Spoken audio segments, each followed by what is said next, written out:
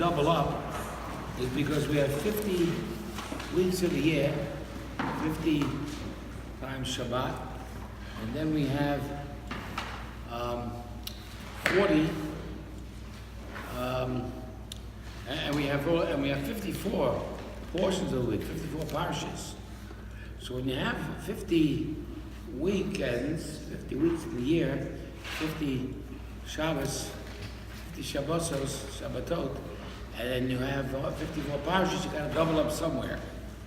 And sometimes in Shabbat you don't read the parsha at all. How come there are certain Shabbats that you don't read the parsha? Why? Because it's Yom Tov, it's a holiday, right? So a holiday, you would therefore read the parsha regarding the holidays. You wouldn't read the actual parsha of the week. So that's why I have extra Shabbatot that you would have to again double up. So last week we doubled up Tazria B'Tzorah. This week we're doubling up Acharei Kedoshim. Acharei is found on page 636.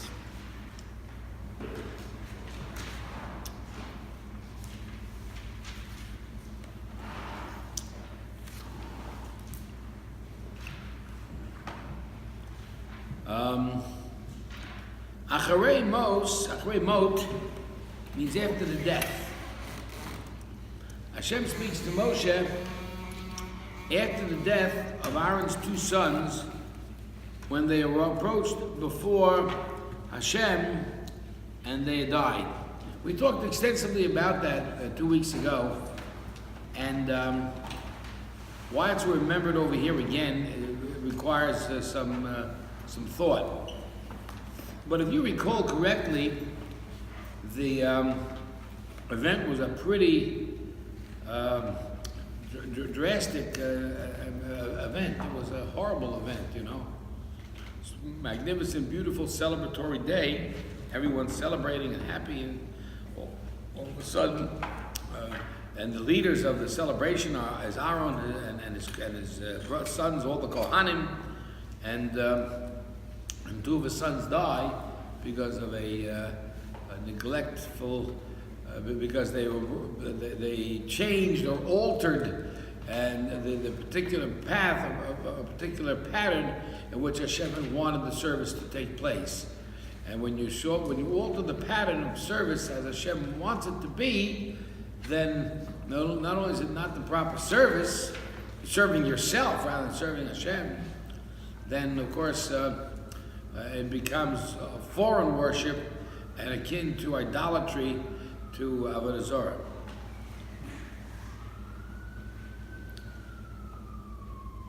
How many times has a person attempted to bring somebody a present, and the present they brought the other person was nothing more than the present they wanted themselves?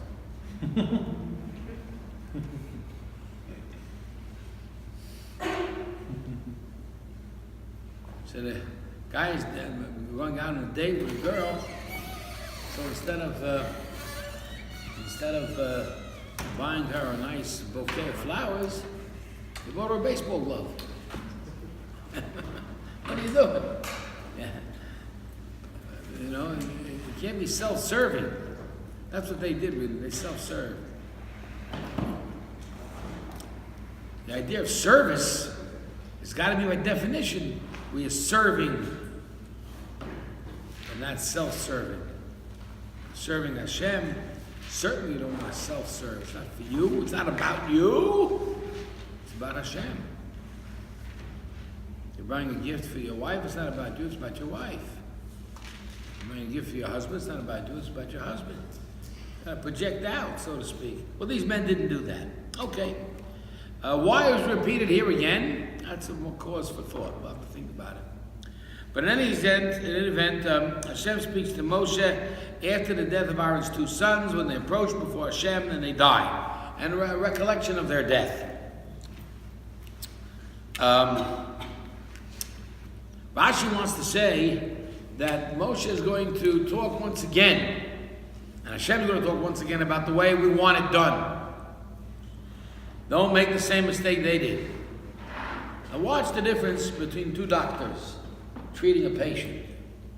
One doctor says to the patient, I'd suggest that you stay off of sugar and salt. The other doctor says to the patient, I suggest you stay off sugar and salt because I know a guy who was on sugar when he died and a guy on salt and he died. What's the difference between two doctors? One doctor's a little more emphatic, you want... See this guy over there, he indulged in sugar. He indulged in salt. He's dead. He's dead. Now that's a good doctor. That's a doctor that gets the message across, Gotta make a good live example. I don't know if it's live, it's dead. Point is that that's why Moshe Rabbeinu was talking to, Hashem was talking to Moshe and Aaron and talking to them about the death of these two sons, because that's what they did. They messed up. But I don't want you to mess up like they did, because the consequences are dire. I want you to remember how it was, how it happened. So Hashem said to Moshe, speak to Aaron your brother. He shall not come at all times into the sanctuary within the curtain in front of the cover that is upon the ark, so that he shall not die. For in a cloud I appear above the ark cover. Who wants to tell what that means? It's English. What does it mean? What? He's there. Who? What? Okay, so therefore what? What's Hashem telling Moshe? You can't look at Lot or Elena. You can't look at him. Only what? You know what else can look at him? Look at whom? Hashem. Right. So he's saying, but the ruling is don't come too often to the sanctuary. Right. So we're talking about a specific spot. So we're talking about the Kodesh Kedoshim. Okay. Within the curtain means beyond. In other words, let's say there's different chambers to the temple, right? To the Mishkan, to the Beis HaMikdash. Chamber 1, 2, 3, 4, 5. The innermost is the Holy of Holies, Kodesh Kedoshim. Nobody goes there except Kohen Gadol. And only when? Only Yom Kippur. Okay, that's pretty infrequent, right? And it is purported that if the Kohen Gadol went into the Kodesh Kedoshim to do the inner service that was only required on Yom Kippur, and he did it wrong, he would die. In fact, since that were true, how would we get him out of there? Who else is going to be able to walk into the Kodesh Kedoshim and survive? So they put a rope around him, so that in case he did die, they slept him out.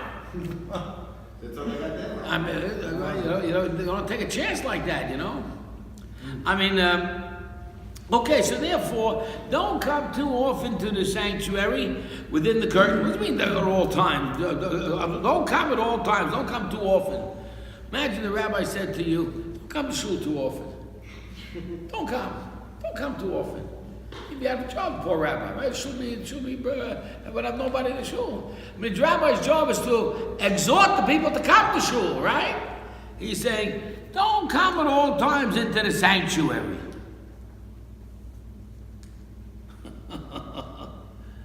Could you imagine that?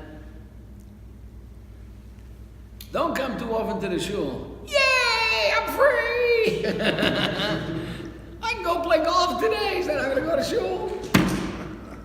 You know the story about the man who had the conflict of the World Series, the championship game was on Friday night. The rabbi said, Friday night you have to come to daven. And he said, Rabbi, it's the Dodgers, it's the Yankees. I mean, how can you expect me not to come? How can I come to school? So the rabbi said, I got a solution for you. I know you're a big fan. I wouldn't want to hurt you. You want to see the big game, right? No problem, said the rabbi. Videotape. So that's what he did. He videotaped the service and went to the game.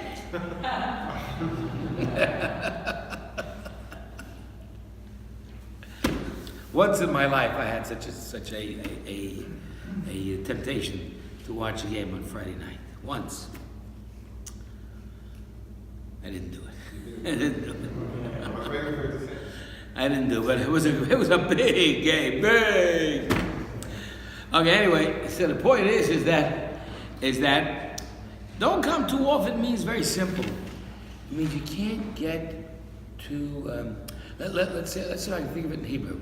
Hukar raglecha mebeit re'echa pen yisba'eka v'yisna'eka. What did I just say? Hukar raglecha mebeit re'echa. Listen. Hukar raglecha mebeit re'echa. No. What do you say, Shalom? You understand Hebrew, don't you? Okay, think about it. What am I saying? Hukar raglecha mebeit re'echa pen yisba'eka v'yisna'eka. When you see someone too much, it's you lose the magic. Right. Familiarity breeds contempt. Absence makes the heart grow fonder. Right? Take your foot, hukar raglecha, take your foot and move it from your friend's house. Don't go there too often, because he'll get too full of you and begin to hate you. In other words, too much of a good thing is no good. So now you'll say to me, "Oh, Rabbi, I go to shul every day." You tell me I should go to shul every day? Or you'll tell me, "Rabbi, I go to shul every Shabbat. Now I'm not supposed to go." What are we saying here? What obviously we're saying is as follows. The challenge is to be able to go as frequently as you can and as often as you can, but each time it should feel like it's the first time. So a person walks into the shul for the first time. Imagine. Wow. He looks at the ark, he looks at the Torah, he looks at the shul, he sees a holy place. He's astounded, he's moved, he feels so full of spirituality, and he feels the awesomeness of Hashem, right? But after a while, what's he do?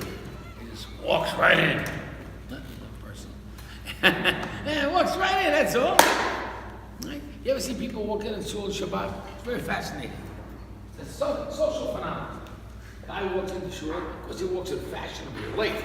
Shouldn't be on time, chas v'shalom, right? Walks right into the shul. You would think he would go straight for the Siddur to go, but no, it's too busy. Shabbat shalom. Hey, wait a second, I'm getting it. I missed the joke. Oh, you sure did. It was a good one, too. I don't get it. I mean, we came to greet people, we came to greet Hashem. What are we doing here? What's the concept? What's the idea? What are we doing? So you get the idea. Now what? That people have to realize that too much of a good thing, it happens. It just does it. It works on our psychology. How many people walk into the synagogue with the same awesomeness as they would walk in if it was the first time? They get used to it. We get too used to it. And when we get too used to it, so one of our rules, by the way, of how to walk in the shul properly, if you really want to know, just for a point of reference, is very simple. When you walk into the shul, the first thing you should do, first of all, is walk very slowly. As you walk in slowly, you bow to acknowledge the divine presence of Hashem. And as you do that, then you say, Ma tovu ohalecha Yaakov mishkotech Yisrael. How beautiful and how good are the tents of Jacob and the sanctuaries of Israel. How beautiful is the tent of Jacob where we sit and learn Torah, or the sanctuaries of Israel where we daven to Hashem. How beautiful is the place. Yeah, there's a kedusha to the davening. I know that. There's a sanctity to prayer. And it's a sanctity to the service. But there's also a sanctity to the place.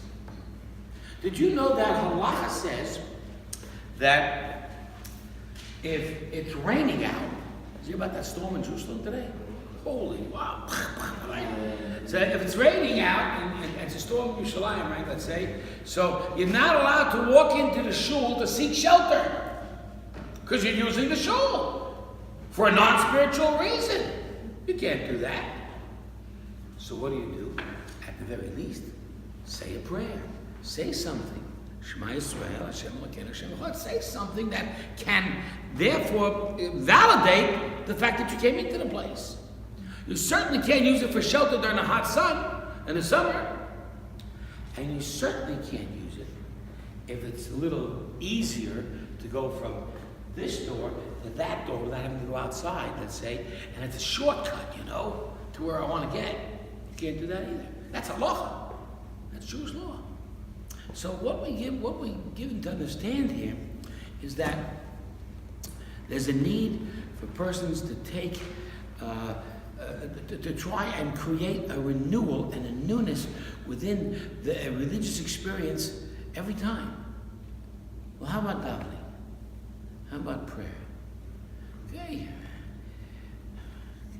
Morning, afternoon, night. By the time nighttime comes, boy, 2 days, 5 days, a whole week I'm davening. I mean, how much can I daven? Goodness gracious. And you have to have the power, that energy within you, not only to daven, but to daven with the same kavanah, with the same feeling and the same appreciation, the same awesomeness as you daven when you first started. That's how you're supposed to daven. And we daven every day, 3 times a day. But how do we daven? We say the words. Do we think of God? No. Do we think of God? But of course we have to pray fast. Everyone's on a roller coaster, these fast davenings. So people often say bracha is very fast, I want to have a piece of cake. So I make a bracha, right? So when I make the bracha, I'm in a hurry. I'm running to a business meeting, and I haven't got time. Well, here's the best one of all. Say it again. What happened to God's name? Disappeared. God disappeared. It's hysterical. We have to know that you just can't get too regular, too familiar. And frankly, if you can't be that familiar with Hashem, which for sure, you certainly can't get that familiar with friends, and certainly not husbands and wives. How easy is it for husbands and wives to get familiar with each other and forget each other's concerns or needs, and to forget about this. Okay, we see each other all the time. Hi, how are you? Good morning. People in a rush. People don't stop to think. People don't stop to think that maybe he said something offensive or said something wrong. You have to be on top of your game, so to speak, in terms of really thinking about things that are important and doing them with thought, and doing, especially engaging in prayer, engaging in davening, and engaging in a spiritual experience, has to be done with the proper thought, the proper time given it. The fast davening stuff, it really doesn't cut it. It really is not right. Yeah. Question, so what do you do if you're praying, let's say, you continue with your praying, Right. but then they start to say conditions and stuff like that. Right. Even in any class, I say You miss. You have to stay. You miss. One time I was at a shul where I was guest at a shul. They davened very fast, and for some reason or another, they asked me to be chazan. So I davened slow. So I was saying Shema Yisrael, and I was very slow, and the people were in a hurry, and I said, I heard from behind me, come on, hurry up.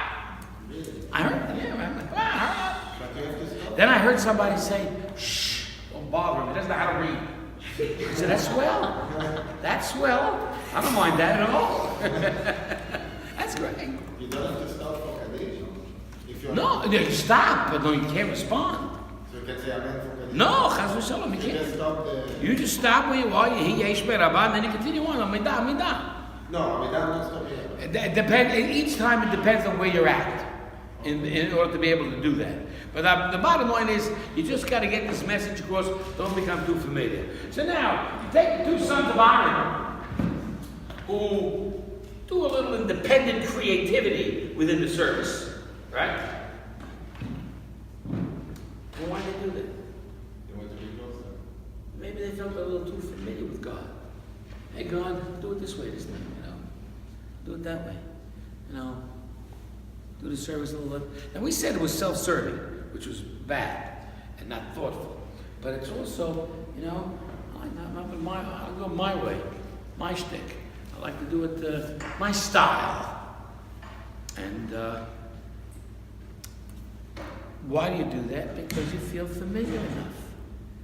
A person should never feel that familiar. I mean, you should have a certain familiarity, a certain comfort zone with someone you love, someone who's close to you, but not that too much of a comfort zone. And certainly not that comforting a zone when it comes to Hashem. So a person is, he knows that he has to come to class to learn Torah. It's a wonderful experience to Hashem, right? Coming to class to learn Torah, it's a beautiful thing. So it comes a few minutes late, no big deal. Oh, I'm familiar around here, You look at it. Look at the guy behind you. That's the general message, anyway. Point, of course, is that Hashem is telling Moshe and Aaron, do not become too familiar. Remain filled with awe and trepidation when you go into the Holy and the Holy of Holies in the sanctuary, and treat it the way you should, with the honor and respect that it deserves. Because if you do it wrong, remember what happened to them. Remember, if you don't have a proper diet and you eat too much fat, you'll die. That's a little better, doctor. It's you like that one? She likes that one. On the other hand, you could say, my recommendation as a doctor, as your physician, is I think you should lay off this and lay off that, and maybe you shouldn't have too much chocolate, and I'm saying all things that I eat, and too much soda, and all this other stuff, right? And the other doctor says, you have too much chocolate, you eat too much soda, you're going to die, because that guy died from it. Oh, that makes an impression. You know, it's a better doctor now, right? That's how you test your doctor out. Anyway, so that's the whole story here about what they try to teach us. But the funny thing about this whole lesson is that it's about not just going into the sanctuary, the outer part, or the inner part, or the inner part, but the inner part, which of course is the Holy of Holies. Which means what? Which means that each time you go a little deeper, you're getting into a closer connection with Hashem, which of course is very dangerous. Knock that out, won't you? It's very dangerous, because the closer you come and the less spiritually strengthened you are, you put yourself in grave danger. Because we all know that the spiritual is so powerful, it can Eish Ochla. It's a fire that'll eat you up if you're not careful. Moshe Rabbeinu sees the burning bush. What's the first thing he does? He hides his face. He senses the power of God. He not only senses God, he senses the power of God. And realizes his own inadequacy. And in so doing, he knows he can't come too close. And the more you feel that, the closer you can come. The more you feel that inadequacy, the closer you can come and survive. And so he does that. And he does, and of course, we're saying the same thing. How far can a person go? Depends on what you're at, where you're holding. You need to work on yourself internally to be able to have an opportunity to experience externally. If you want to experience the holy opportunities of Hashem, then you better be prepared and make sure that your character is in right shape. Imagine a man walks into shul and he has other thoughts on his mind. He's thinking about his bank account, or the real estate deal, or the baseball game, he's in shul and he's thinking about all that garbage. Thinking about that's not too exciting in the first place. But you got to do that. I mean, there's nothing wrong with thinking about the game. And sure, that just exposes you to danger. So we're trying to say that you treat the holy place properly, with proper intention, proper cleansing of thought, and proper behavior, and this way you'll be able to come and meet Hashem and have a spiritual experience and daven and pray and so forth. And as you're doing that, you can get a little bit closer to Hashem. Maybe the Gabbai will come over to the shul, to you, and say, would you like an on of Peticha? Now, why does he do that? You better be ready to say yes or no based upon what? How you feel. Do you feel worthy enough to go up there and open up the Heichal? Do you feel worthy to do that? You better be, that's a big decision to make. Everyone thinks it's just big. Everyone's called up to the Torah. It's called up to an Aliyah. He holds the scroll and he makes the bracha over the reading of the Torah. And you ask yourself the question, are you worthy to do that? And you have to really be very careful. My father, blessed memory, was a person who never undertook demonstrative religious behavior unless he really felt that he was worthy for it. He was accustomed to wear a white robe during Pesach called a kittel.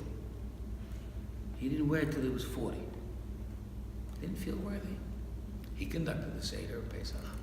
Just didn't feel worthy for it.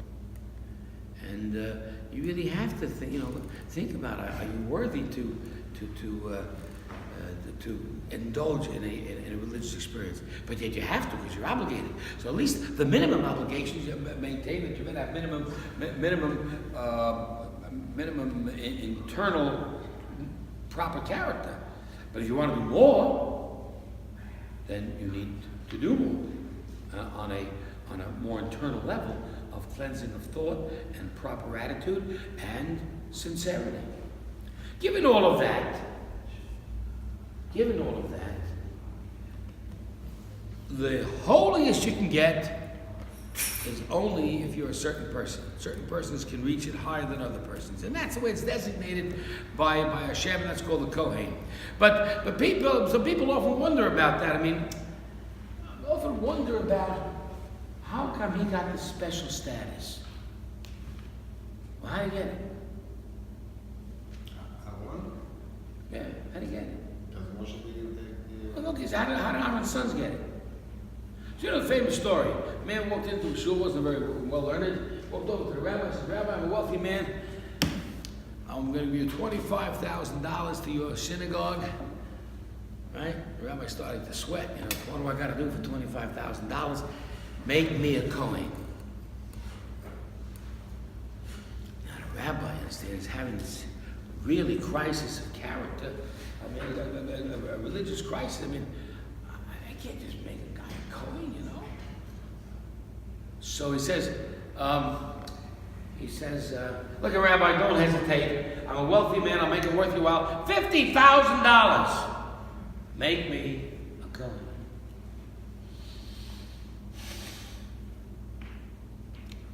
How come you want to be a Kohen so much?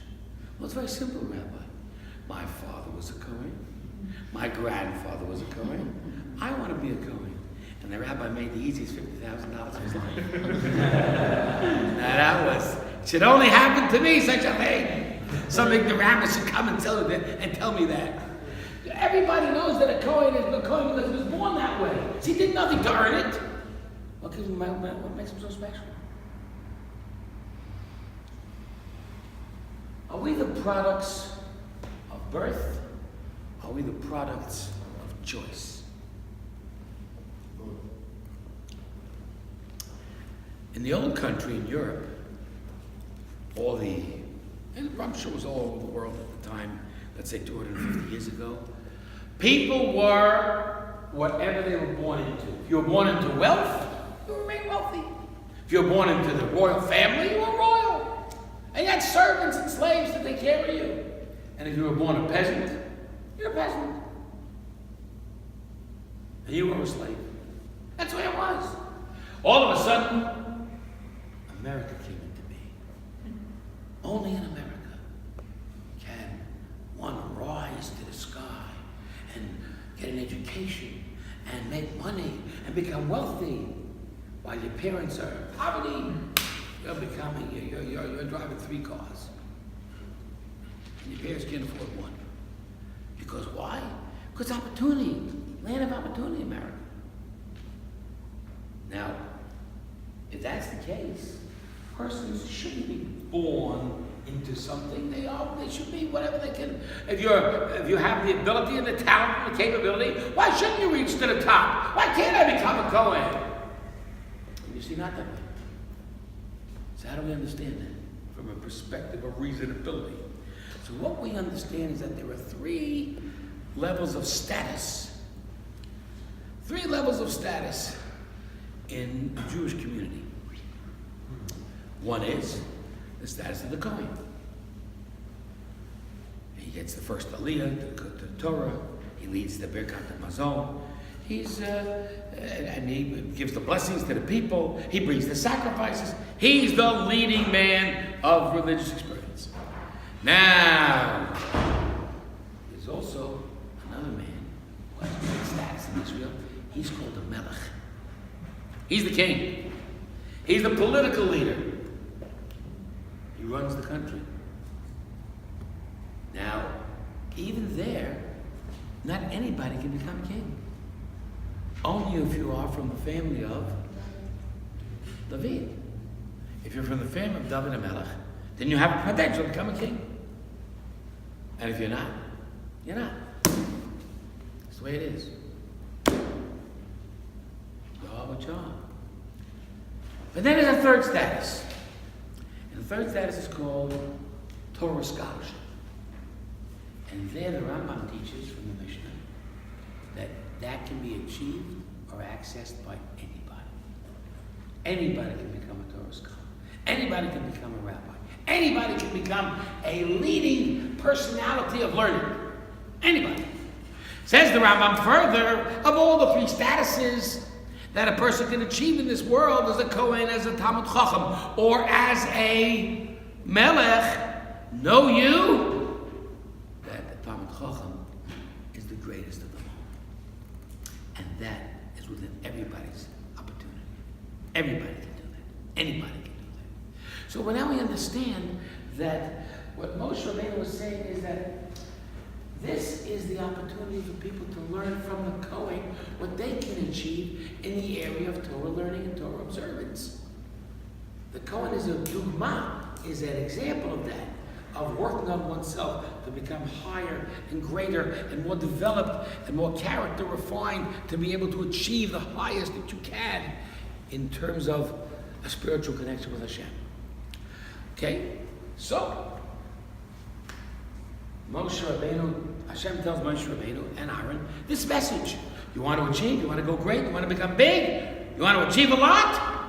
Work on your character and don't become too familiar and go in not too often. You go a little deeper, not that often, into the Holy of Holies, only on Yom Kippur and so forth and so on. Because we all know that the example of all this is Yom Kippur. Yom Kippur is a day of forgiveness for everyone. Every Jew can have an opportunity to get forgiveness from Hashem for all the mistakes they make on that one day a year. But on that one day a year, Yom Kippur, we're going to learn that it only works if the idea, the attitude, the mindset is in the right zone. If you're thinking properly in Yom Kippur, and truly, truly sad for what has been done, and with a complete resolve for what I can become, you win on Yom Kippur. And if not, you lose. Chas v'shalom. So, therefore, this whole lesson is all really about close to Yom Kippur. Yom Kippur is this day where you have this tremendous religious opportunity. People who are absolutely zero all year long can become the biggest tzaddik on Yom Kippur.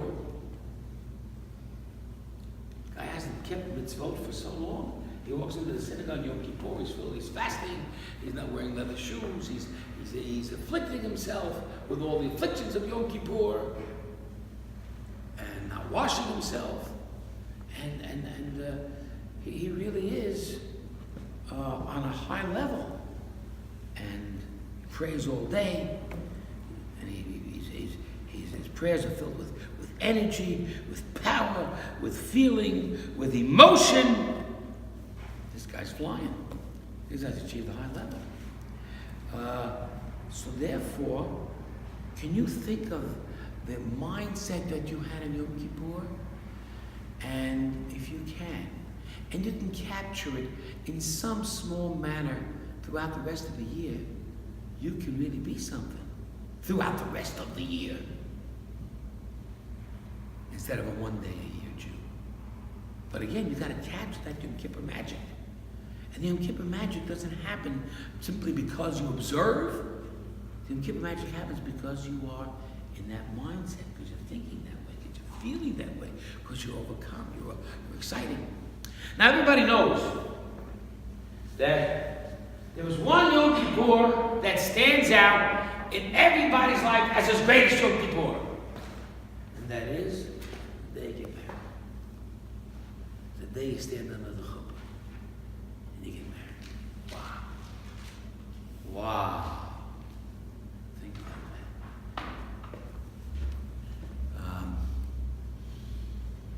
What I just see today saw a beautiful statement. Life is not about the breaths you take, it's about the moments that are breathtaking. Isn't that nice? It's about the moments that are breathtaking.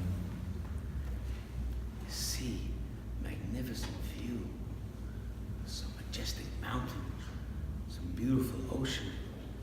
You're overcome with joy and tranquility. Capture that. Get that phone out. Where's that picture? Where's the camera? Right? Because what? I want to capture it in here.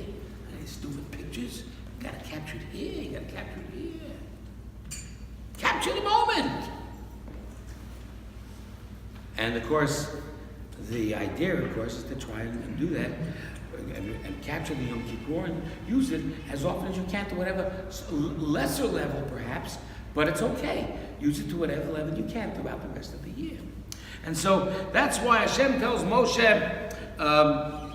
after the death of the two sons, remember they died, remember that, right?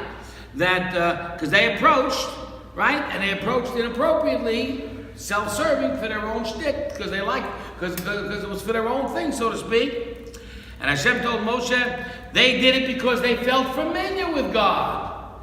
Come on, God, let's do the sacrifice this way today instead of that way, you know? And they felt too familiar. And that caused them their death. Don't become too familiar with Hashem. He shall not come at all times in the sanctuary. Don't get too familiar. Come as often as you like, come as often as you can, come as often as you should. But each time, don't get too familiar. Each time, be respectful and maintain that respect.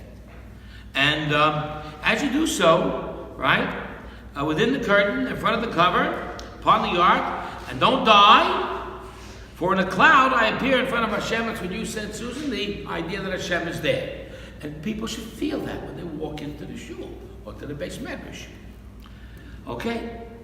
With this shall Aaron come into the sanctuary. Here's the way you want to know how to come. You want to know how to do it? Here's the way to do it. With a young bull for a sin offering and a ram for a sin elevation offering. Well, that sounds, it sounds a little mundane. I mean, okay, he's doing the service. So he's got this sin offering and the elevation offering, and I understand it's very important, and so forth. And that's the way, if you're going to do it, you got to do it right. You got to do the service the way Hashem wants it, with the proper sacrifices that Hashem asks for, not that you want to give. Fine. But there's a deeper message. And in this deeper message, you got to really, really jump with me if you want to do this. This is a good message. The word with this, verse 3. Look at the Hebrew, Pasuk Gimel. Find the word with this in the Hebrew, in Pasuk Gimel. V'zot. What does it mean, bezot? With this, right? Now the word zot is a powerful word. You know what the word zot's all about? Okay, so let's take the gematria, the number of zot. Zayin, Aleph, Taf. Now Taf is easy. Taf is the last letter in the alphabet, that's 400, all right? Right? Aleph, Duh is 1, right? Zayin is Sheva. How much altogether? Abamot Shmona. Zayin v'Aleph is Shmona. I don't know, you do business, but I can. You have calculators at the office? Next time he charges me, I'm going to look at it. I'm going to look at that bill. 7 and 1 equals 10. That's a funny guy. Okay, 408. What is 408? Let me tell you. 408 is the following. We say that there are 3 things that can change an evil decree on a person and can make your life change for the better. We call those 3 things teshuvah, tefillah, tzedakah. What is teshuvah? To return to Hashem. What is tefillah? Prayer. What is tzedakah? Charity. These 3 things, teshuvah, tefillah, tzedakah, ma'avirin et ro'ah gzerah, can take away the evil decree. So it says in the Tefillah, so it says in the Machzor, you looked it up, it's in the prayer book, it said every Rosh Hashanah and every Yom Kippur. Then, in very, very few prayer books, you will find that they will take these 3 words and they will give you 3 other words to show you how to do it. For instance, for the word Tefillah, they say you need to use your kol. What's it called? Voice. Now, then they say tzedakah, you need mamon. What's mamon? Money. Right? And then they say teshuvah. The best way to do teshuvah is tzom. What's it tzom? Fast. Those are the 3 ways to do it. You fast, use your money wisely, and you raise your voice to Hashem. And this is the way to do teshuvah, tefillah, tzedakah, and this is the way you could really, really be equipped for Hashem to forgive you. So, what is the gematria of the word? Let's start with kol. Kuf vav lamed. What's a kuf? Kuf is a male. You know, it's really if you don't know how to do this, you almost feel handicapped. On Sunday, I'll tell you what I'm going to do on Sunday. On Sunday, I'm going to give you the letter alphabet again. I'm going to teach everyone the numbers. It's so much fun, more fun if you know how to do the numbers here. Kuf is 100. Vav is? And Lamed? How much? 136. That's cold. How about the word Tzom? Tzadik, Vav, Mem. Tzadik is 90. Vav is? And Mem? How much together? He's afraid. He's getting nervous. I said 136. It's the same thing. Right? Kol is 136. And Tzom is 136. How about Mamon? Mem, Vav, Nun. Man, it's not going to Okay? Who's got his calculator available? 3 of them together. How much is 136 times 3? 408. Say it again. 408. 408 is right. The Zot. Zot is 408. The Zot of 408 is the 136, 136, 136. The Zot Yavod Ala Kodesh. How does Aaron approach the holy sanctuary? With this in his hands. What's this? Zot. What's in his hands? 408. What's in his hands? Tzom, kol, mamon. Voice, fasting, money. Tshuva, tefillah, tzedakah. A person enters and wants to enter and have the privilege to enter into God's domain, a sanctuary, and be accepted. He needs what? He needs to have those 3 things with him. He needs to have the sense of tshuva in his heart, the sense of a voice raised towards heaven, and the sense of his money being given over to charity and tzedakah. So the idea again is to try and get across what a person needs to do internally to be able to be eligible to experience the religious externalism. So this is really the story of Yom Kippur, and it's the story of your life's at stake in Yom Kippur. Rosh Hashanah, Yom Kippur, and tomorrow's not guaranteed, next year's not guaranteed, nothing's guaranteed. Everything's a gift from Hashem, and you gotta hope and pray that Hashem is good to you, and that you have returned properly to Him, and have the right mindset. That's the real service to Hashem. It's not so much what you do, as much as what you're feeling, as much as what you're sensing, as much as what you're emoting. That's really the whole idea. So in any event, this message must come across in a very stern way, to the extent where the alternative is death. And that's why, not too much salt. That guy got a heart attack. Don't remember that. So my doctor told me I didn't listen. Anyway, I'm listening now. Anyway, so this is the story of the Parsha in terms of getting across the message that we need to have this, to work on ourselves on an internal level, to reach a religious level where we can truly experience the holiness of Hashem. Okay, wonderful. And to realize, heaven forbid, the alternative. In so doing, this parsha will also talk about Yom Kippur. And it'll talk about the entire Yom Kippur service, including the message found on page 644, verse 29. This shall be a law forever. In the 7th month, on the 10th day, afflict your souls. Affliction, from the word ta'anu. What's the shorish of the word ta'anu? Suffering. Ani. Inui. Right? Poor, afflicted. So let's understand there are 5 afflictions. Everyone knows them? Everyone knows one. That's food and drink, right? Can't have that. The second, of course, as I said, washing. Washing means no washing any part of the body whatsoever, including hands and face. The only thing you can do is just pour a little bit of water up to your knuckles 6 times in the morning, as we generally do, but only up to the knuckles, no further. Leather shoes is forbidden. Marital relations is forbidden. And anointing is forbidden. The point is that this gives us a certain sense of affliction, but also gives us a certain sense of exhilaration and a certain sense of freedom. I'm not so needy today. In fact, I'm all dressed in white because I am an angel today. Yom Kippur, I'm an angel.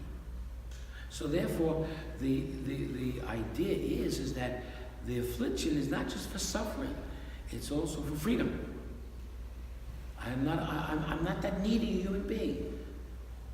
Human beings that are needy have no nobility. People that have less needs have greater gifts. You see. So in any event, so on the 10th of the 7th month, you got to afflict yourself and don't do any work. That's also like, and by the way, the prohibition of work on this is the only holiday that's not really a Chag, it's really a Shabbat. Yom Kippur is a Shabbat. We'll see in a minute how it shows, and I'll show it to you in a minute. Take a look at verse 30. On this day you shall atone yourself and purify yourself from all the sins you've done in front of Hashem. Take a look at verse 30 in the Hebrew. Lamed, ki bayom hazeh yechaper aleichem. You see the word yechaper? Which means to atone, right? L'taher etchem, to purify. Look at verse 31 in the Hebrew. Next line, Shabbat, Shabbaton. This is greater than Shabbat. It's a double Shabbat, Shabbat, Shabbaton, which simply means that if Shabbat falls on if Yom Kippur falls on Shabbat, you don't push the fast off, you fast. All other fasts that fall on Shabbat, you push the fast off, push it to Sunday. But on Yom Kippur, if it falls on Shabbat, you fast even on the Shabbat. And so this is the story, and if you look at the last verse 34, it says, "It shall be for you a law forever to atone for all the sins once a year, God's gift to the Jewish people." The Parsha continues with the story. Actually, you can take a look at it on page 648, where it says that God is teaching us not to do the vulgar behavior of what we experienced in Egypt. And that's why we say, take a look at verse 3. Do not do what Canaan does either, because they're also depraved people. You're not allowed to go in their rules. That's the bottom of verse 3. You're not allowed to follow their traditions. So now, if let's say there was a non-Jewish tradition, I won't say it's non-Jewish, let's just say it's not necessarily Jewish. There's a tradition in America that says that you should stop at the red light and allow the other traffic to go. It's a very important tradition. Would you think it's worthwhile to follow it? Right? It's not a tradition, it's a law. Even better. But that relieves you of the concern. No, but I think the point is, does it have value? That's the point. Yeah. It does. So what do we say when we say don't follow their traditions or their laws? We'll say, because the Hebrew word is of a chukoteihem. What does a chok mean? A law. Chok. So let's not use the word tradition as they say in English. Let's use our own translation. Let's call it, don't go in their laws. You should not follow non-Jewish laws. But we understand something else. Remember what we learned. We learned that there's a chok, a law. There are certain laws. We talked about it extensively, I think, last week, about 3 kinds of different laws. Laws that are social in nature, which we treat each other properly. Laws of spiritual nature, where we dress Hashem, we have these holidays and traditions and Shabbos and the prayers and our mezuzahs and our film. And we also have chok. We talked about. What's chok? What kind of law is that? Plain old law. That doesn't really make a whole lot of sense. Shabbat makes some sense. You should rest for 1 day a week and not work and be able to spend time with God. Kosher doesn't make any sense. Yeah, I know you should have a good diet and you should have a restrictive diet and it builds discipline and character. But the reality is, who's to determine which is what's kosher and what's not? God just determined it arbitrarily. Has no reason. Yes, of course it has a reason. Why don't we know it?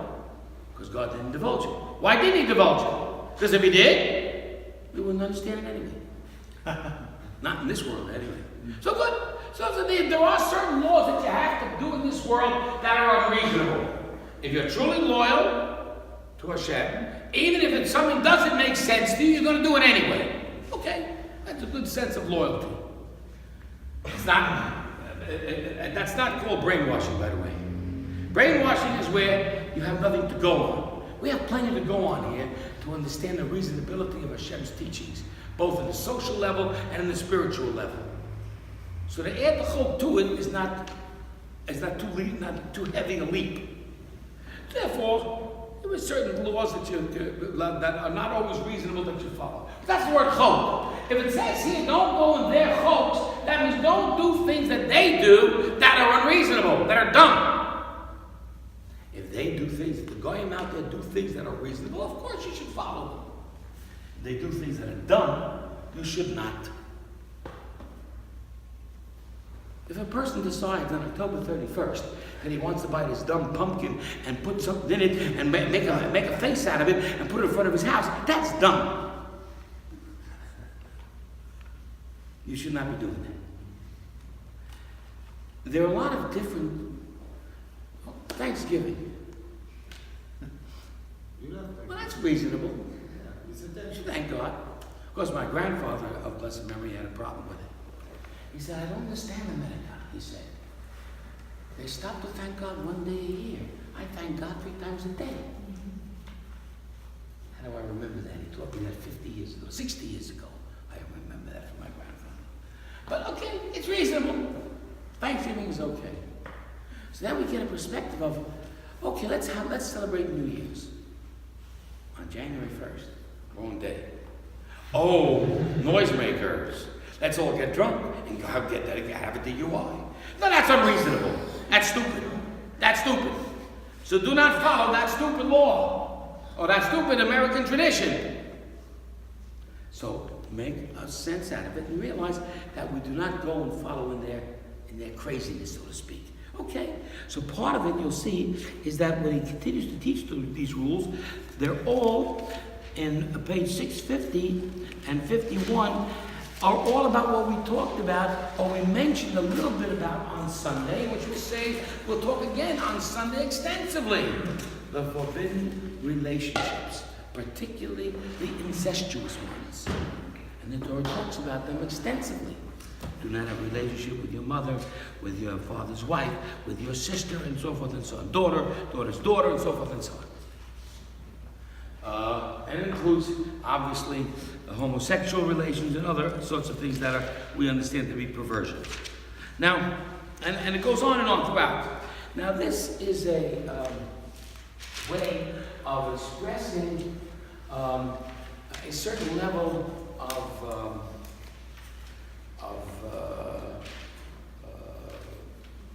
dignity that a man or a woman carries with them throughout life in terms of understanding the nature of the relationship that God has created between a man and a woman.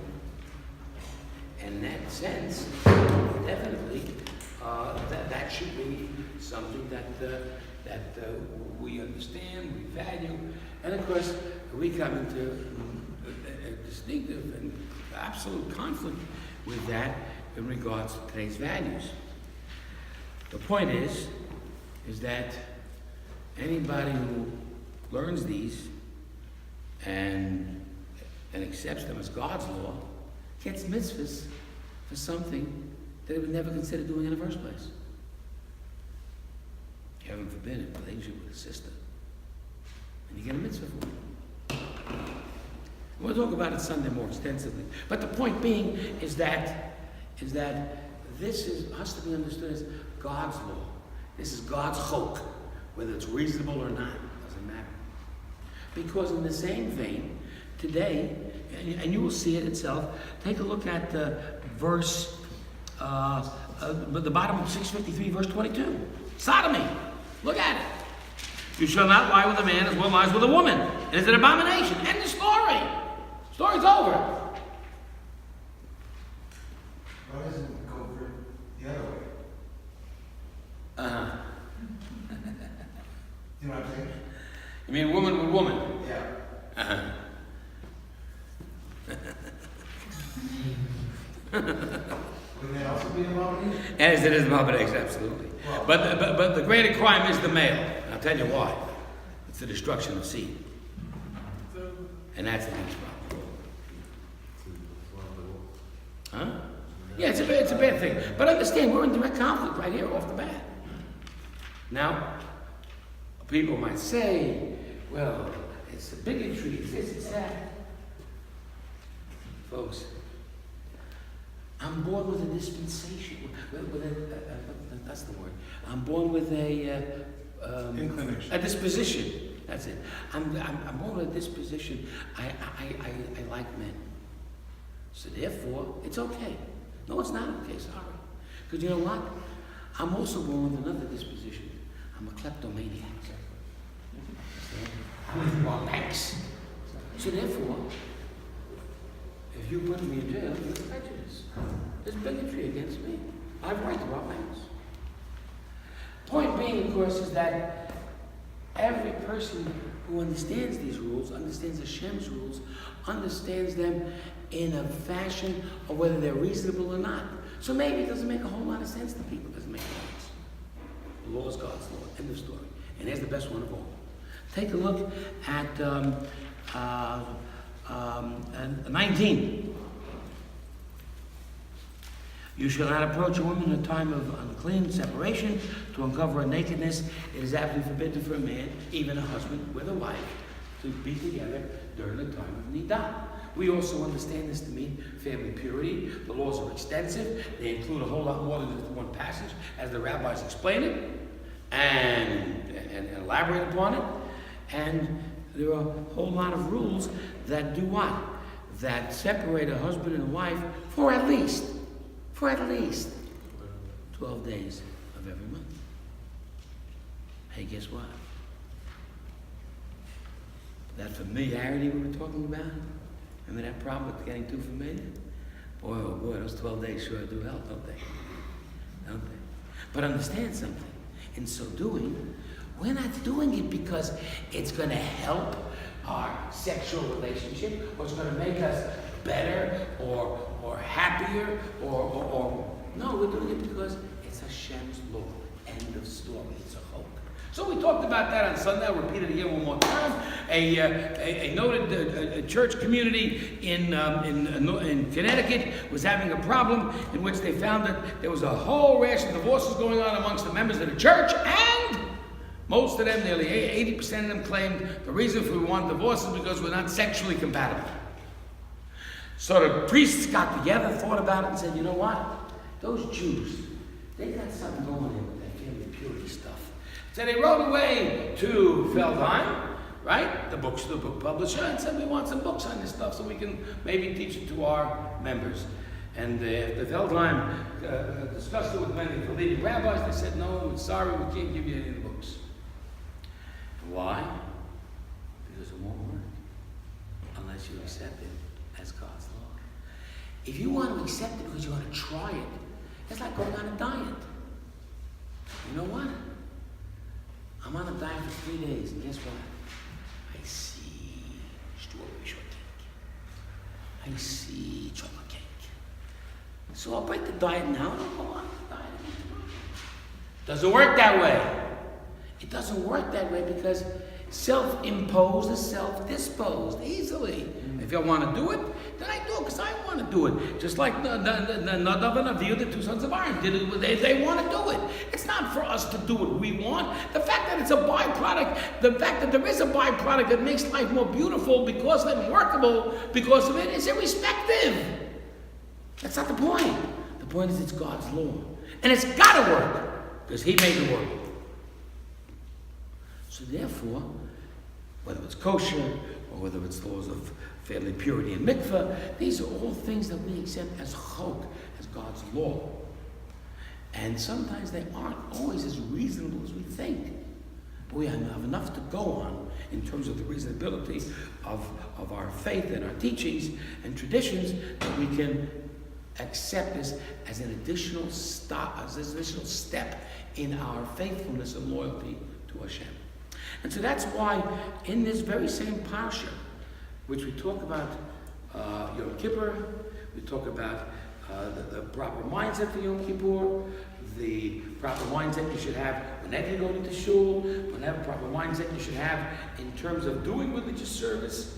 That also includes a total mindset of total subservience and submission to Hashem. That's the point. He's the focal point of it all. It's not because of me. It's not because of you. It's all about you. See? And then when that happens, all of a sudden the person strengthens themselves. And watch how a relationship strengthens. Watch how a person's personal dietary habits strengthen. His own personal disciplines happen and strengthen. And there are many times when husbands and wives go through the test of the 12 days, and there's, as you know, it's not permitted to touch, and there's always the temptation to embrace, to give a kiss. After all, we're married, this and that. And the answer is no. And if one falls down on the job for a second, then the other one picks the other person up.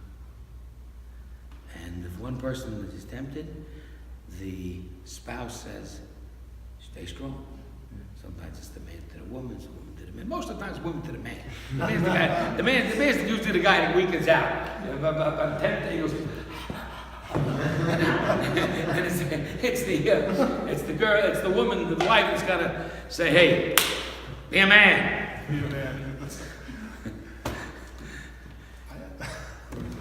Woman makes him a man. Yeah. So that he's not a man at all. Anyway, so that's the point of these, having this strength, this inner strength, this great character, and it really makes you feel different, makes you feel strong about yourself, makes you feel good about yourself, makes you feel that sense of power and energy that you've accomplished in a religious setting, you see, and that you've accomplished in terms of a real relationship with God, not something that's a fake, so to speak. In any event, so with this in mind, this is how the Parsha tells us all about Yom Kippur, and at the same time, proper personal relationships, and how Hashem wants it in a way in which there is the disciplines and the following the laws that have to be followed. Okay. Now, we turn the page to the next Parsha, 656. And the next Parsha, Kedoshim, holiness, is what? Is connected. It's a separate Parsha, agreed, but it is. It's read together. We're going to read both of them together this Shabbat. You know, it's together. We often used to make a joke like this. We used to say, Acharei Mot is the name of that first Parsha, and Kedoshim is the next Parsha. That's the name, right? So we used to make a joke of it and say, Acharei Mot Kedoshim, which meant simply, after a guy dies, everyone thinks he's holy. Mm-hmm. You never went in your life to a funeral where the rabbi gave a eulogy and he talked bad about the guy. This guy was a bum, he was no good, he was rotten, he was a cheat, he was dishonest. You ever seen that in your life? Never. Woe to the poor rabbi that has to give the eulogy of such a guy. The family comes over to you, Rabbi, to do the funeral, please. And you know the guy's a bum. I mean, you knew the guy. The guy was a rotten stinker. He was no good from A to Z. What are you supposed to say? Well, you got to find something good about him. I mean, you look around. Well, he wasn't he was never cheated at cards. And find something dumb that just to give him some sort of credit. But I think the real issue is the idea that it is true that, I guess, in his way, after a person dies, we don't say negative about him. Maybe he didn't live a life of holiness, but Acharei Mot, after he died, Kedoshim, he's a holy man. He's a holy person. And that's what people often say when they go to this funeral, where they hear the flatteries, you know. You go to the funeral, you hear the flattery, and you hear the chanifut, and you hear the blah, blah, blah, blah, blah, blah, and what are you saying? And you hear that the guy was such a this and such a that, and Acharei Mot Kedoshim. אחרי שכבר מת הוא כבר קדוש. When a guy dies, then he becomes holy, you know. But it has some serious meaning too. It does mean that if certain people in their lifetime did not achieve the holiness, they can achieve in death. An Israeli soldier gives his life to his people. Acharei Mot Kedoshim. After he dies, tragically fell in battle. How can you say different? There's everything holy to say about such a person. He's a kadosh. Fact of the matter is, there were 6 million kedoshim in 1945, at the end of 1945. There were 6 million people who, of the vast majority, were not religious. Of the vast majority, did not believe in God. All Jews, and they're all considered now holy. They gave their lives for their Jewishness. Al Kiddush Hashem, for holiness, for the holiness of God's name. And so there's got to be a certain level of respect. All jokes aside, there's got to be that level of respect. That being the case, let's now understand the following. If this Parsha Kedoshim, holiness, follows the Parsha of Acharei Mot, which is the description of how not to become familiar, but to become more reverent and respectful with a proper mindset for Hashem, and to maintain a proper sense of dignity in your life, particularly in male-female relationships, Kedoshim. That's when you achieve holiness. A person achieves holiness when he understands the essence of the male-female relationship. That we just covered, that you shouldn't be with your sister, God forbid, or your daughter, God forbid, or your mother, God forbid. Right? All this stuff, all this is a reflection of a higher level called holiness. All of this is a reflection of a higher level, and that's why we understand the problem of the homosexual issue. And that is the problem that it takes away from the human holiness, from the human dignity. It's not all about what you need, what your pleasures are, and what your attractions are. That's not what it's about. It's about what you are as a person and how you indulge in physicality in a manner that's disciplined by Hashem, so that's not all about you and your needs. You become a different human being. Or, I'll borrow a popular Yiddish word, you're a mensch. You're a mensch. And that's a really, there's no translation of the word mensch. It's a beautiful word in the whole world. In Hebrew we would say Adam ben Adam. That doesn't do it. It's not as good. A person has that certain Menschlichkeit, Gutskeit, decency, respectability, dignity. And that's really what Kedusha is all about. Because Kedusha, you see, holiness, is where you do something that is different than everybody else. And different than anything else. Because you see, God is known as holy. Hakel HaKadosh, HaKadosh, Shimcha Kadosh, you're holy God. So all of a sudden it says, Kedoshim to you, you shall become holy. Speak to the Jewish people and say to them, you shall be holy for I am holy. What does that mean? That means all of a sudden we can become, or we can connect in some ever so small manner with the holiness of God. If God is really out there and He's really holy and He's really beyond imagination, in some small way, we all can become like that. Obviously, in a limited way, as a human, we can touch God's holiness. We can connect with it, and we can become holy too. If we become truly loyal to Hashem's laws and truly accepting of them in terms of whether it's reasonable or not, and truly sensing the change in our lives and how much better we are as people because of that, then the whole thing becomes changed. Shut up. What's the matter with you? You know it's class.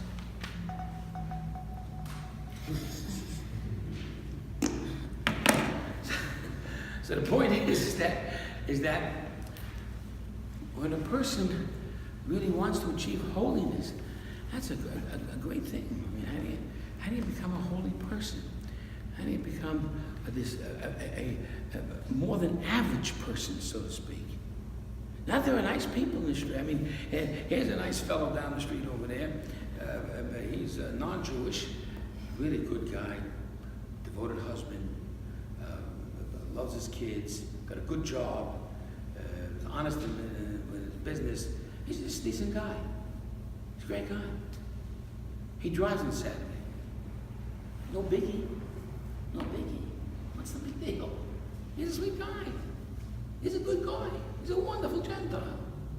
God loves him. He's to have a share in the world to come.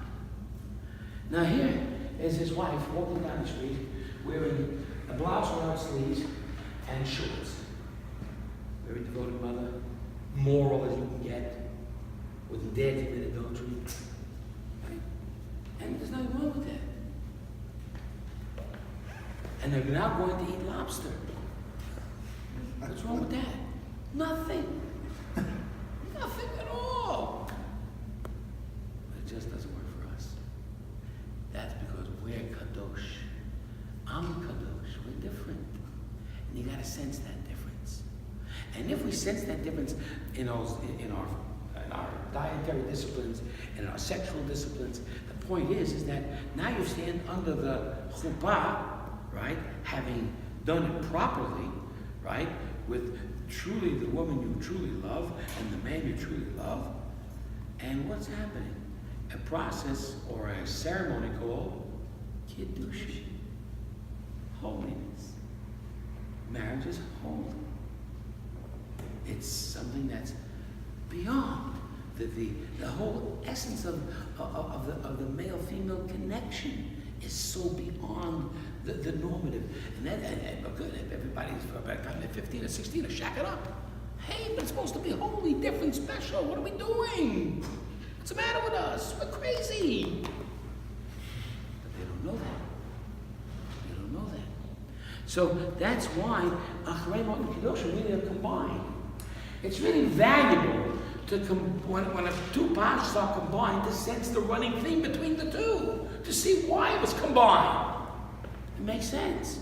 If we truly follow the attitudes we're supposed to follow, and realize that the alternative is death, we realize the alternative is death, then we understand that this way we can now achieve holiness, Kedusha, and become that special, unique people that is God's chosen people. And so this parsha here is going to talk all about that.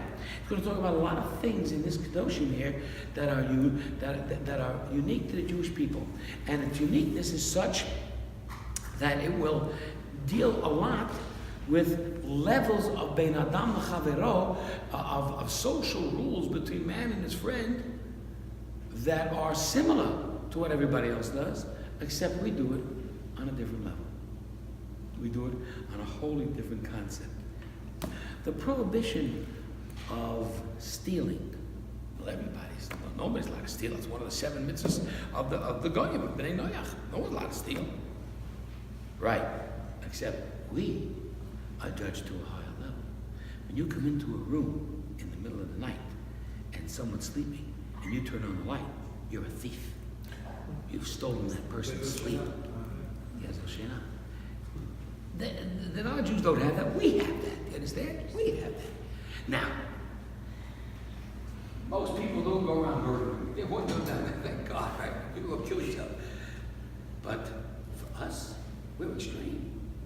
If you embarrass somebody and make someone's face flush and it becomes white as a sheet, it's a whole new concept of murder, isn't it? You just killed a guy. You taught a guy, you embarrassed him so bad in front of that person that he wants to bury himself. How ashamed is he? Right? You've got to be so careful with another person's dignity, another person's self-respect, esteem.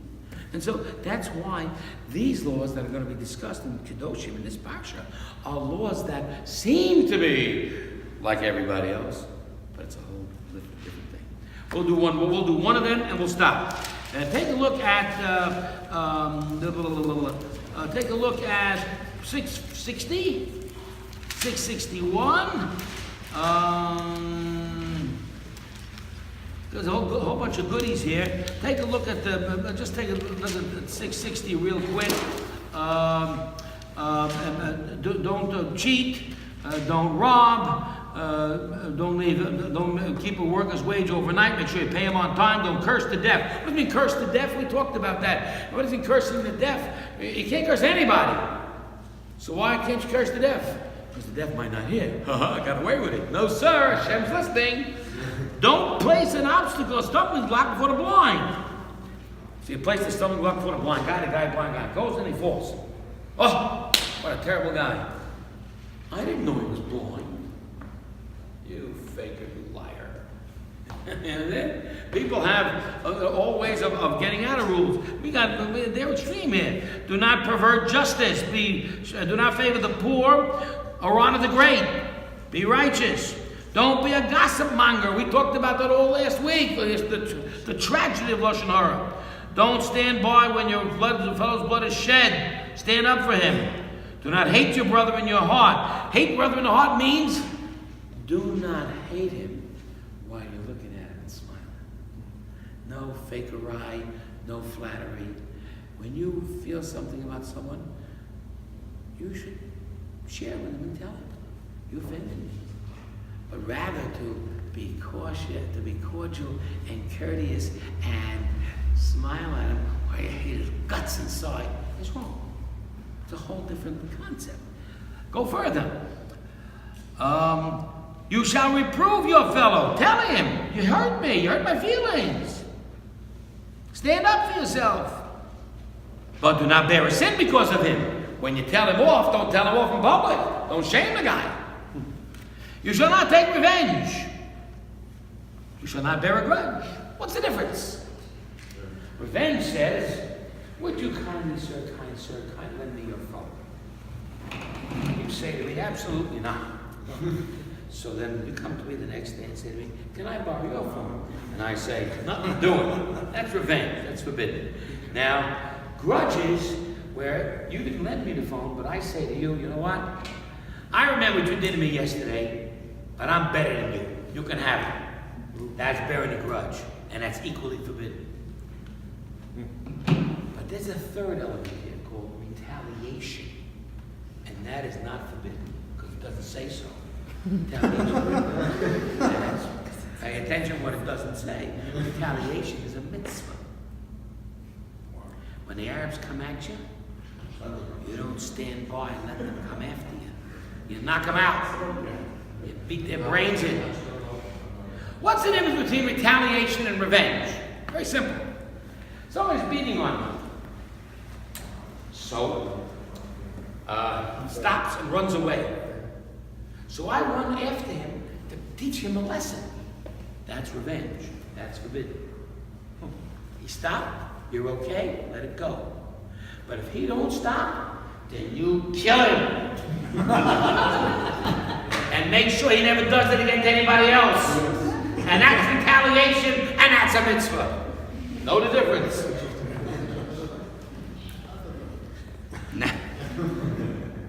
And finally, love your fellow as yourself. What's it mean, love your fellow as yourself? Well, everybody knows that's Se'o Klal Gadol Torah. Amar Rabbi Akiva. Akiva said, love your friend. Everybody says love your neighbor, right? It's a golden rule. Even the Goyim love that one. Love yourself. Huh? Love yourself. That's right. Love yourself first. That's what you gotta learn. You gotta learn that loving your neighbor, first of all, it's love. So I hate this idea. People talk about tolerance. We should be tolerant of everybody. No, we don't tolerate people. We either love them or punish them if they're bad. There's no such thing as tolerance. I tolerate you. I can't stand you, but I tolerate you, you know. It's disgusting. Either you, the proper approach, the Torah's approach is you love persons. Now, we talked about the importance of love your friend like yourself. Now, suppose you don't love yourself.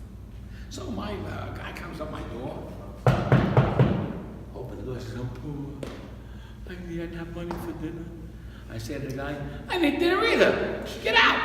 Love your friend as yourself. I don't eat, you don't eat. Come on, get out. That's not what the Torah's doing. The Torah's doing, I'll make sure you have dinner. So this way, when you have dinner and the guy knocks on the door, you're going to feel for him and have compassion for him and give him the dinner he needs. Love your friend as yourself means love yourself first.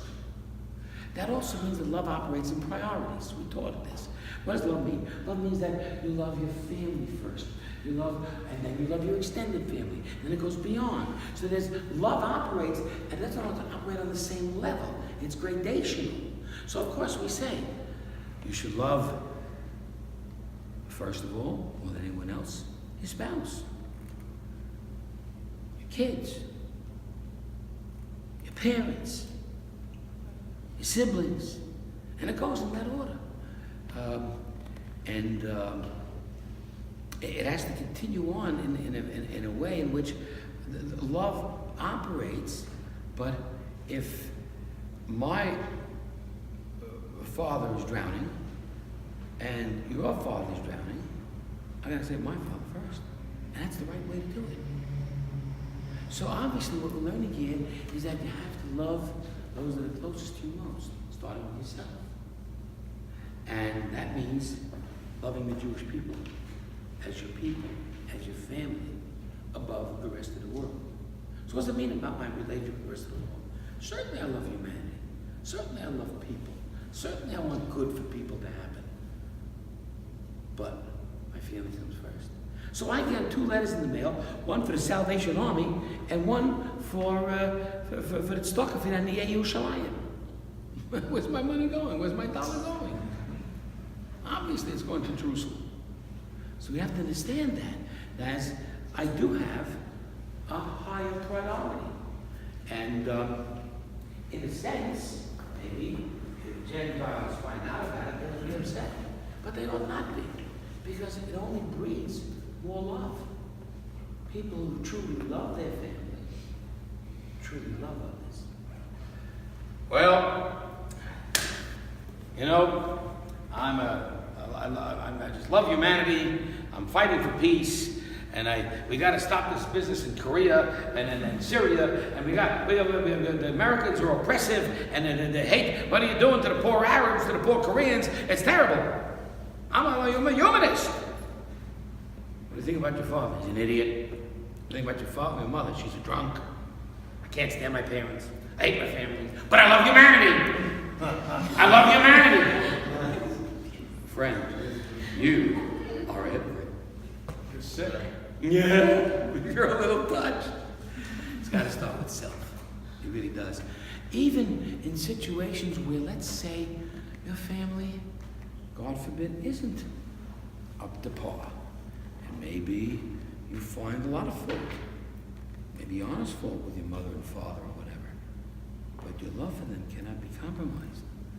And your respect for them can't be compromised. Even if, let's say, we won't get enough time for this now, but the issue of honoring parents who are less than what they ought to be. That's a big issue. I once delivered a paper on how do you respect or show respect for abusive parents. Funny thing about the story was that when I delivered the paper, my parents were in town and they attended the lecture. Oh, no. It's kind of funny. But today, Baruch Hashem, I just came back from Arizona. I spent 2 days honoring my mother. So talk about the sense of the significance of the mitzvah. So maybe a person gets a little bit older. Maybe, God forbid, this doesn't work, that doesn't work, And maybe sometimes you don't remember, God forbid, and maybe sometimes you feel, you say something. My father, Zachar Levracha, he did a lot of things he forgot, and he once said something really funny, and it really was insulting. He didn't mean it, but you have to be understanding and realizing and being accepting and never diminishing. Now, in fact, with abusive parents, I would tell you the following: it is forbidden to curse an abusive parent. It is forbidden to yell at an abusive parent. It is forbidden to disrespect an abusive parent. But you are exempt from the law of being there for them and caring for them. That you don't have to do. Understand that difference. There's a difference between the respect you show. You can't call your father a name. And you can't even call him his own name. It's dad or Rabba or Tati or whatever. But it ain't Saul. And it ain't whatever. You don't call your father by a name. You don't do that. But I'm saying, there are certain reasonabilities. You're not obligated to care for a father that abused you all those years. And now he's in a nursing home, whatever it is, you're not obligated to care for him. You're not even obligated to pay for them, to pay for it. But you are obligated not to shame him, embarrass him, yell at him, or disrespect him. And you still have to remember. So there are, again, these are the Jewish ways of handling these matters. And again, the bottom line is that's Kedusha. That's the holiness of the Jew. He takes it to an additional level. Yes, we do love humanity. And the reason we're good at it is because we love each other. That's why we're the best at loving humanity. So that's the combination of Acharei Kedoshim, and that's this week's Parsha. Sunday morning at 10:30, we'll be doing a lot of this stuff and talking also about family purity to a great degree as well. This coming week, there is no class on Thursday. The class will be held instead on Wednesday, the day before. And it'll be held an hour earlier at 7. We're going to have a combination Parsha class and Lag BaOmer celebration. And that will be next Wednesday at 7. We'll start with Mincha at 7, and we'll follow with the class, followed by celebration. And how much is it going to cost? It's going to cost loads. And what? No, you're not nervous. Oh.